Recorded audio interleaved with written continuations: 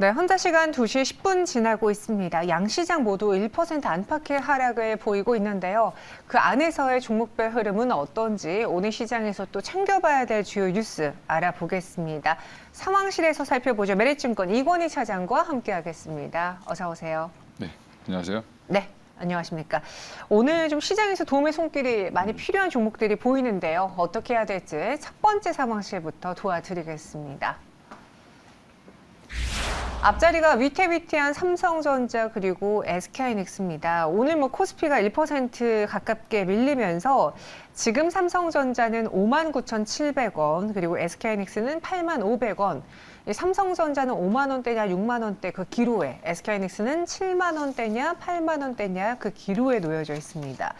이 둘의 주가 하락 배경은 오늘 우리 시장을 내리고 있는 그 최종금리 상향 그 뉴스입니까? 일단 그 영향이 가장 크다라고 보시면 될 것 같고요. 근데 사실 그 영향을 더 크게 받는 건 네이버, 카카오가 더 크게 받고 있는 상황인 것 같은데, 일단 국내 가장 이제 시가총액이 큰 종목들 중에 가장 대표적인 삼성전자, 하이닉스가 시장의 움직임에 따라 움직이고 있다라고 생각하시면 될 것 같고요. 매크로 영향에 따른 약세 이렇게 판단을 하고 있는데, 일단 경기 침체에 대한 우려도 여전히 좀 남아 있고, 그다음에 이제 이 전방 산업, 이제 반도체 전방 산업들이 주로 이제 가전이라든지 IT 소비 관련된 종목들인데, 그런 이제 산업군들이 이제 향후에 경기 침체가 오게 되면 좀 안 좋아지지 않겠냐라는 그런 우려도 항상 있기 때문에, 특히 이제 4분기 관련돼서 여러 가지 이제 실적 악화 얘기도 나오고 있는 상황이어서 당분간은 좀 지루한 시장 그 주가를 보이지 않겠나 이렇게 생각하고 있습니다. 매크로 영향에 따른 약세로 판단되고, 물론 오늘 시장에서는 이 삼성전자, SK하이닉스보다는 네이버, 카카오, 또 카카오 그룹주들이 더 크게 밀리고 있습니다. 여기 더불어서 단순히 좀 시장 탓만 하긴 좀 어려운 게, 수급 탓만 하기 어려운 게 이들의 실적이 특히 이번 4분기에 좀 충격적이지 않을까 시장은 예상을 하고 있거든요. 삼성전자는 영업이익 10조 밑으로, SK하이닉스의 경우에는 적자 이야기가 나오고 있어요. 그죠? 일단 워낙 그동안 실적이 좋았죠. 삼성전자 같은 경우는 좋았고, 분기당 14조 이렇게 벌던 회사가 이제 10조 버니까 이제 좀 많이 줄었지 않냐. 근데 이번에 또 8조 벌 것 같다 이렇게 얘기를 하고 있는데, 그럼 이제 14조 벌 때에 비하면 거의 이제 한 40% 정도가 이제 감이익이 되기 때문에 일단 항상 주식이라는 게 보면 향후에 돈을 더 벌어야 되는데, 문제는 더 벌지 못한다는 거는 이미 이제 주가는 어느 정도 반영을 했다라고 보시면 될 것 같고요. 저는 삼성전자가 그동안 빠진 이유는 결국 이 실적이 부러질 거에 대한 우려가 이미 선 반영됐다라고 보시면 될 것 같습니다.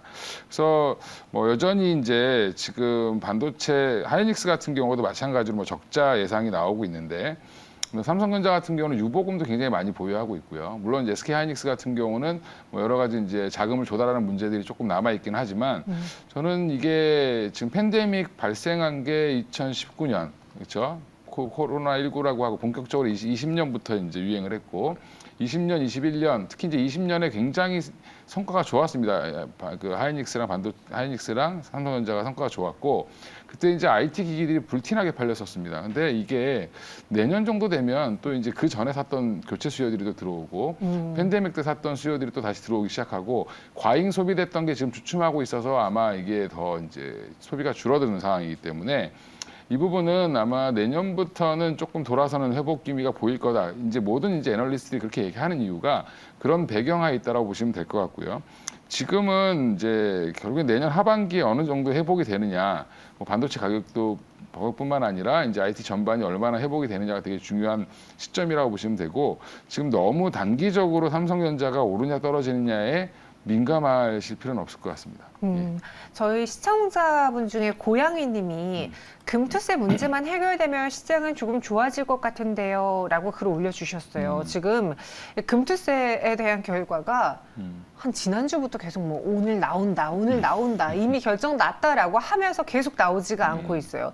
그러다 보니 뉴스에서는 한 대형 증권사 PB가 올해는 정말 예측이 쉽지 않고 불안감이 크네요 라고까지 인터뷰를 했다는 기사가 나왔는데, 어때요? 이 금투세 문제가 좀 유예된다면은 해결된다고 하면은 시장이 확실히 달라질 거라고 보세요? 뭐 약간의 호재 정도로 보시면 될 것 같고 오히려 김투세가 이제 유예가 된다. 그럼 기존에 이제 그럼 대주주 범위를 어디까지 줄 것이냐 뭐 이런 여러 가지 논란들이 있을 텐데 네. 이게 이제 대주주를 10억으로 해놓고 가족을 다 묶어버리면 사실은 이게 뭐 굉장히 시장에 안 좋은 영향을 줄 거고 그렇죠. 유예를 하더라도 이제 뭐 한 50억이라든지 대주주의 범위를 좀 넓혀주고 개인별로 쪼갠다라고 하면 뭐 시장에 좀 더 긍정적인 효과는 나올 텐데 그게 이제 어떤 방향을 전환을 하는 뭐 시장의 방향을 아래로 돌리고 뭐 위로 돌리고 이렇게 할 수 있는 그 이벤트는 아니라고 보고 있습니다. 네, 원래 이전에도 그 세금을 피하려고 연말에 막 매도하고 딱 그 배당락일 끝나고 나면은 갑자기 또다시 매수가 네. 들어오고 그런 경우가 있었기 때문에 금투세 유예 관련된 결과가 나온다 하더라도 시장에는 그냥 반짝 이슈일 것이다라고 이야기했습니다. 그럼 좀 전반적으로 내년을 놓고 반도체를 봐야 될 텐데 노무라 증권에선 그러더라고요. 2분기 업황 바닥일 것이다, 내년에. 그러니까 한 뭐 1분기 후반, 2분기부터는 그래도 반도체주를 사봐야 되지 않겠느냐라면서 삼성증권에 대해서 좀 긍정적으로 이야기를 내놓았던데 동의하시는지요? 투자 전략 세워주시죠. 일단 그 애널리스트들은 이제 사실을 얘기하고 사실에 기반한 이제 예측을 이제 과거의 데이터를 가지고 예측을 하는 건데 결국 이제 이 추세를 봤을 때 한 2분기 정도가 바닥. 제가 아까 말씀드린 것 비슷한 이제 논조로 얘기를 한 건데 저도 이제 그거에 동의를 하고 있는데 주가라는 건 항상 그 현재 상황과 똑같이 움직이지 않는다라는 부분이고요. 그러면 이게 만약에 2분기의 바닥론이 전반적인 컨센서스가 된다라고 하면 주가는 더 빠르게 회복될 가능성이 높습니다. 그렇게 되면 오히려 내년 1분기부터 주가는 튀어 오를 수 있다라고 보시고 지금부터 사실은 뭐 매매 전략도 말씀을 드려야 되니까 미리 말씀을 드리면 사실은 삼성전자는 한 6만 원 미치면 뭐 빠지면 빠질수록 좋다라고 생각하시고 오히려 그때 좀 모아가시는 전략을 취하시는 게 좋을 것 같고요. 이미 좀 많이 갖고 계신 분들도 이 기회에 조금 가격을 좀 낮추는 방향으로 좀 선회를 하시는 게 항상 안 좋다 할 때 항상 매수 기회가 온다라는 거. 그리고 이제 하이닉스도 마찬가지로 뭐 여러 가지 뭐 적자 전환 물론 이제 4분기 실적 발표가 나왔을 때 충격을 받을 수 있겠지만 그게 아마 바닥이 될 가능성도 높다. 그래서 8만 원 이하는 매수 관점으로 보시는 게 맞을 것 같습니다. 네, 조금은 인내가 필요하긴 한데 삼성전자 6만 원대 이하에서는 정말 최악의 상황에서 오히려 베팅을 해보는 게 좋은 전략일 수 있겠다. 그래서 6만 원 이하 분할 매수 주셨고요. SK하이닉스는 8만 원 이하 분할 매수. 하지만 4분기 실적 때 또 출렁일 수 있다라는 거는 같이 염두를 해보시기 바라겠습니다. 이어서 두 번째 상황실 만나보시죠. 중국 때리기 시작한 5G. 그래서 오늘 HFR 그리고 5G 통신 장비주들이 상승하는데 결국 미국 의회에서 중국의 5G 기업 제재 법안을 발의했다라고 해요. 예전부터 뭐 벼르고 벼렀죠? 그렇죠. 뭐 이제 지금 미국과 중국과의 기술 패권 전쟁 이런 걸 이제 얘기를 하고 이제 무역 보복이라고도 무역 전쟁이라고도 얘기를 하는데 이미 트럼프 때부터 이미 시작됐던 거고 하웨이의 이제 뭐 딸을 구속하기도 하고 뭐 여러 가지 이제 사건들이 있었죠. 지금 그래서 이제 서방 쪽에서는 하웨이한테 통신 장비라든지 여러 이제 그 IT 기기들을 좀 배제하는 방향으로 가려고 하고 있습니다. 그래서 보면 이제 내용은 14일 날 이게 발표가 된 건데 어제 이제 하웨이와 중국 공산당이 미국의 개인 정보를 접근하는 걸 허용하지 않겠다라는 법안이고요. 이제 중국 외교부는 이거에 대해서 이제 중국의 기업의 정당한 권익을 보호할 거다. 이제 또 강경하게 얘기를 했습니다. 근데 이제 결국엔 이제 이거는 뭐 줄다리기 싸움인데 이 배경에는 결국엔 미국의 어떻게 보면 그 위기감이 표시되어 있다. 뭐 지금 태양광부터 시작해서 뭐 전기차 그다음에 5G 통신망까지 다 지금 중국이 앞서가고 있기 때문에 나머지들 뭐 반도체까지 못 쫓아오게 하려는 이제 그런 일환의 하나로 5G를 아예 대놓고 이제 얘기를 하는 거다라고 보시면 될 것 같고요. 네, 거기서 뭐 중국 뭐 이게 그 내용은 5G 중국 기업이라고 하지만 사실은 딱 꼬집어서 하웨이를 얘기하는 겁니다. 예. 그렇게 보시면 사실상 이게 하웨이가 단순히 통신 장비만 하고 있는 게 아니라 미국 금융 시스템에 들어가고 있는 여러 장비 이런 것들도 같이 하고 있기 때문에 이런 것들이 이제 미국 내에 진입하지 못하고 미국 우방 쪽에 못 들어오게 하기 위한 법안을 발의했다. 이제 한마디로 액션을 취했다 정도로 생각하시면 될 것 같습니다. 네, 그러니까 보안을 항상 문제를 삼아서 이런 법안을 발의했는데 이렇게 중국을 때리게 된다면은 그냥 정말 단순하게 생각하면 그래. 중국의 장비 안 써? 중국 부품 안 써? 그러면은 우리 또 통신 장비주에서 국내 기업들 거 쓰지 않을까라는 생각이 오늘 관련주들이 수혜주로 떠오르면서 오른 거잖아요. 그렇죠. 실질적으로 국내 기업들, 뭐 HFR이라던가 통신 장비주들을 찾을까요? 많이? 지금 많이 찾고 있으니까 HFR이 좋겠죠, 지금 주가가. 네. 근데 이제 이게 뭐 기술적인 내용이나 여러 장비의 수준으로 보면 사실은 5G에서 최고 강자는 화웨이가 맞습니다. 맞기 때문에 일부 유럽 국가들은 화웨이를 계속 쓰겠다라고 또 얘기를 하고 있죠. 근데 이제 미국 동맹국 중심으로 어떻게 보면 중국 장비를 배제하려고 하는 정책이기 때문에 당연히 이제 반사익으로 이제 국내 이제 통신 장비 업체들이 이제 그 수혜를 받을 걸로 예상을 하고 있고 네. 주로 이제 우리나라는 통신 장비가 삼성전자 네트워크 사업부를 통해서 나가는 거고 결국에는 우리나라 장비주라고 하는 그 종목들 보시면 그 네트워크 안에 들어가는 각각의 부품들을 만드는 회사들이거든요. 그럼 결국엔 삼성전자에 납품을 하고 있는 회사들의 리스트를 확인해 보시면 그 안에 수혜주가 숨어 있다라고 보시면 되고 오히려 지금 오늘 주제의 탑픽인 HFR 같은 경우는 노키아라든지 이런 쪽에다 이제 후지츠라든지 이런 쪽에 납품을 해서 그쪽에 이제 일정 부분의 그 영역을 담당하고 있는 거라고 보시면 되는데 뭐 프론토리라고 해서 이런 것들이 이제 지금 되게 잘 팔리고 있습니다. 그래서 다른 5G 장비주들에 비해서 굉장히 지금 양호한 흐름이 아니라 아주 뛰어난 독보적인 흐름을 보이고 있는 거는 올해도 수주 금액이 굉장히 크기 때문에 그렇습니다. 계속 계약을 하고 있고 특히 일본과 미국 시장에 계속 지금 납품이 되고 있다는 부분인데 그래서 저는 이쪽은 여전히 그 뭐 화웨이를 비롯해서 반사이익을 볼 수 있지 않냐 볼 거라고 보고 있고요. 그리고 네. 지금 그것보다 중국을 제외하고 나서 보더라도 뭐 인도 시장의 개화라든지 그다음에 이제 삼성전자가 인도 시장에 원래 납품했던 이력이 있다라는 부분들 그리고 그 외에도 미국 시장이라든지 일본 시장 이미 이제 코로나 국면 때문에 한 2년 동안 밀어놨던 이제 투자들이 이제 본격적으로 되기 시작했다라는 부분이 아마 5G가 그동안 이제 약간 양치기 소년 같은 그런 역할을 했는데 23년은 좀 다르지 않겠나 보고 있습니다. 맞아요. 그동안 항상 옷도속, 5G 또 속았다라고 하면서 많은 분들의 기대와 다르게 너무너무 늦게 반응한 5G 통신 장비주인데 물론 오른다고 하더라도 몇몇 종목을 빼고 전체적인 섹터에 있는 종목들이 이전 고점보다 많이 내려와 있는 상황이 많거든요.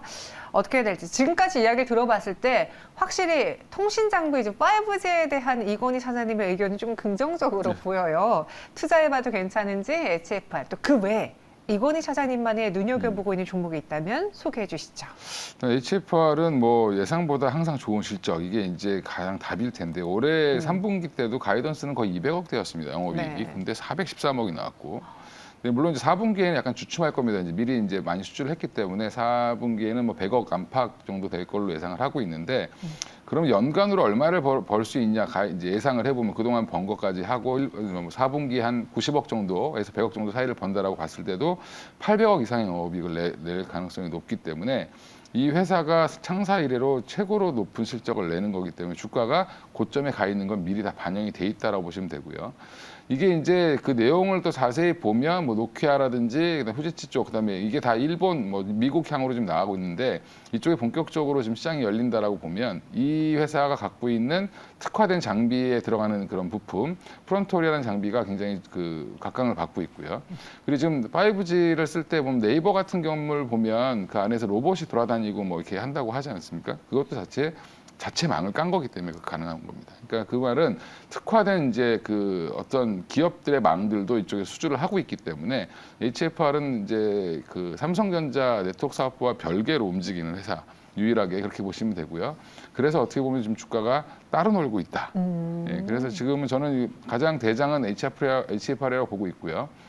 근데 이제 그럼 추가로 다른 건 이렇게 많이 오른 거 말고 안 오른 거 중에 뭐가 좋냐라고 물어보실 텐데 네, 그러면 제가 제일 원하는 거죠. 예, 그러면 저는 RFHIC가 낫지 않겠나 이렇게 생각하고 있고요. 물론 이제 에이스테크를 좋아하시는 분들도 있고 뭐 여러 종목들이 있지만 그 중에 이제 RFHIC 같은 경우는 전력 반도체 사업도 지금 진행을 하고 있기 때문에 그 안에 들어가는 뭐 질화 갈륨으로 만든 칩을 이용해서 어떻게 보면 통신 장비 안정성을 꾀해주는 건데 이걸 가지고 전력 반도체 사업까지 지금 SK랑 진행을 하고 있고 내년에 합작 법인을 만들 걸로 예상을 하고 있기 때문에 향후에 5G의 확산 플러스 전력 반도체에 대한 기대감 이것까지 같이 좀 보신다면 바닥에 있는 HFR 지금 충분히 보셔도 괜찮지 않겠나 생각하고 있습니다. 네, RFHIC와 HFR 같이 이야기해 주셨습니다. 일단 대장 역할을 지금 HFR이 잘 해주고 있는데 만약에 혹시나 조금 더 가격적으로 접근이 용이한 종목에 뭐가 있을까 찾으셨던 분들은 RFHIC도 같이 공부해 보세요. 마지막 사방실로 넘어가 보겠습니다. 모더나 훈풍의 소마젠도 훨훨 소마젠 오늘장 상승세를 보여주고 있어요. 현재 25%의 급등을 유지하고 있습니다. 시장이 이렇게 좀 궁금한데도 이렇게 강한 모습을 보여주고 있는 이유가 무엇일까 찾아보니 일단 올해 실적이 3분기까지만 계산해 봤을 때도 이미 전년 대비 40% 가까이 늘었고 이미 작년 한 해 동안 번 그 매출액을 뛰어넘어섰다라고 하더라고요. 그 작년에 이제 매출액이 190억이었고 영업이익이 103억 마이너스였습니다. 영업 적자였네요. 네. 작년에는 이제 286억이었고 네. 죄송합니다. 네. 영업이익은 77억 적자였는데 올해 이제 중요한 건 3분기에 흑자가 났다는 부분. 그러니까 최근에 보면 소카라는 종목이 바닥에서 확 올라왔던 이유도 적자 기업이 흑자로 돌아섰기 때문에 그랬던 거라고 보시면 그리고 이제 매출도 보면 분기에 이제 124억을 달성을 했는데 이제 2019년 같은 경우에는 200억을 겨우 넘겼고 2020년에는 190억을 정도의 매출을 했으니까 사실은 거의 1년에 벌던 돈의 거의 80% 가까이를 분기에 벌고 있다라는 부분인데 매출을 찍고 있다는 부분이 중요하다고 생각하시면 되는데 그게 왜 그렇게 갑자기 40% 가까이 늘었을까라는 부분인데 이 부분은 아마 주요 고객사들의 러브콜이 있었고요. 기술력이 워낙 좋다 보니까 이 회사에다가 유전체 분석을 맡기는 의뢰하는 기업들이 늘어났다고 보시면 되는데 이 회사가 주로 하는 일이 유전체를 분석하는 겁니다. 이 회사의 모 회사가 마크로젠이라고 해서 유전 관련돼서 유전체 분석, 유전자 분석 관련돼서 굉장히 뛰어난 독보적인 기술을 갖고 있는 국내 기업입니다. 마크로젠이 미국 시장 외를 맡고 소마젠은 미국 시장만 담당하기로 되어 있기 때문에 근데 이제 주요 제약사들이 보면 영향력 있는 제약사들이 미국에 많다 보니까 관련해서 지금 소마젠이 더 먼저 치고 올라오는 모습을 보이고 있다. 주요 고객사 중에 모더나가 들어가 있는 게 가장 또 좀 핫하고요. 그 외에도 미국의 이제 공기와 우리나라 보건복지부 관련 질병청과 같은 비슷한 역할을 하고 있는 NIH에도 납품을 하고 있고 에드메라 헬스에도 납품을 하고 있고 베리엔틱스라는 회사에도 납품을 하고 있습니다. 그러니까 납품이 아니라 정확히는 의뢰를 받고 있습니다. 그래서 의뢰를 해서 분석을 해주는데 다른 회사에 비해서 정확도도 좋고 그다음에 속도도 빠르고 금액도 생각보다 좀 저렴해서 굉장히 러브콜이 이어지고 있고 모더나는 여기 여러 군데다 맡기다가 이제는 소마젠에게만 맡기겠다라고 지금 얘기를 하고 있는 상황입니다. 네, 사실 모더나 하면은 우리가 코로나 그 시기 때 백신 때문에 굉장히 많은 분들이 알게 된 기업이잖아요. 그리고 뭐 모더나 수혜주다 아니면 모더나 관련주다, 코로나 관련주다 하는 대다수의 국내 종목들의 흐름을 보면은 코로나 시기 때 번만큼 지금 못 벌고 있습니다. 그래서 주가가 많이 떨어졌죠. 근데 왜 소마제는 오히려 그 시기보다 더 잘 벌 수 있었느냐? 단순히 그냥 모더나만 연관된 게 아니라 다른 일도 잘하고 있게 가능한 건가? 라는 생각이 들던데요. 지금 이제 주업인 이제 유전체 분석 사업을 굉장히 잘 하고 있고요. 그다음에 지금 모더나를 비롯한 이제 여러 아까 말씀드린 고객사들이 새로운 신규 프로젝트, 특히 모더나는 보면 굉장히 백신으로 돈을 많이 벌었고 그 돈을 가지고 지금 뭐라 하냐면 mRNA를 가지고 이걸 가지고 암을 치료하는 백신을 만들겠다 이렇게 지금 얘기를 하고 있습니다. 그래서 프로젝트가 한 46개 정도 현재 진행이 되고 있고 최근 IR에서는 100개까지 늘릴 거다라고 얘기를 하는데 그럼 프로젝트를 늘린다는 거는 그만큼 소마젠한테 일거리를 많이 줄 수밖에 없겠죠. 예, 그렇게 되면 그것까지 보고 지금 소마젠이 오늘 그거를 반영해서 급등을 하고 있다라고 생각하시면 될 것 같습니다. 네, 소마젠이 현재 26% 급등 보여주고 있고 차트로 봤을 때도 한 9월부터 좀 거래를 붙으면서 변동성이 커졌습니다. 지금이 거의 9,000원 부근까지 가고 있잖아요. 요 9,000원이 약간 저항처럼 보여지는데 가격적으로는 어떻게 전략을 세워야 될까요? 근데 소마제는 또 그거 외에도 이제 뭐 마이크로바이옴 관련돼서 이제 여러 그 검사들 하는 장비들, 여성용 질환 관련돼서 뭐 성병이라든지 이런 것도 검사하는 장비들도 개발을 그 정비도 개발을 하고 있고요. 장비가 아니라 이제 세트를 개발하고 있죠. 키트를 개발하고 있고 이 부분도 앞으로는 좀 주목을 해봐야 되는 캐시카우 역할을 할 걸로 보고 있습니다. 그리고 이제 저는 소마제는 뭐 이제부터는 좀 보셔야 된다. 근데 문제는 지금 가격이 오늘 26% 올라가고 있는데 이걸 지금 사라고 하냐라고 말씀을 하실 수 있기 때문에 가격 전략을 말씀드리면 신규 매수는 가능하지만 조정은 언제든지 올 수 있기 때문에 특히 이제 차트를 보시면 윗꼬리를 굉장히 많이 다는 습성이 있죠. 아직은 이게 이제 보면 이제 시가총액이 1,600억이기 때문에 시가총액이 낮은 회사일수록 좀 이런 변동성이 큽니다. 근데 주봉을 보시면 이제 고개를 든 모습이다라고 보시면 될 것 같고요. 그리고 이게 지금 저는 올라가게 된다라고 하면 한 적어도 13,000원대까지 회복은 가능하다. 예전에 한번 내려와서 오랫동안 기었던 요선까지는 충분히 기술적으로 올라올 수 있을 거라고 보고 있고요.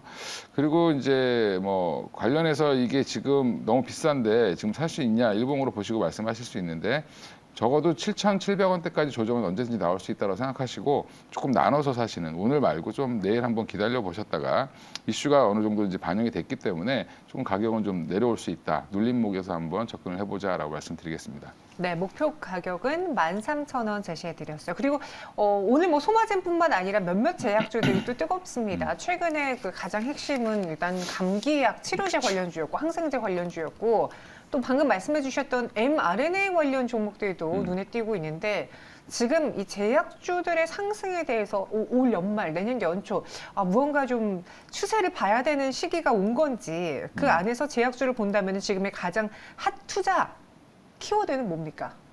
일단 저는 이제 감기약 품귀 현상이 지금 가장 큰 키워드인데 네. 사실은 이제 그 회사들 내용 보면 감기약 때문에 돈을 많이 벌었습니다. 대원제약 같은 경우는 뭐 예전에 감기약이 매출에 미치는 영향이 크지 않았음에도 불구하고 그게 뭐 2배 이상 성과가 나면서 굉장히 좋은 모습을 이어가고 있고요.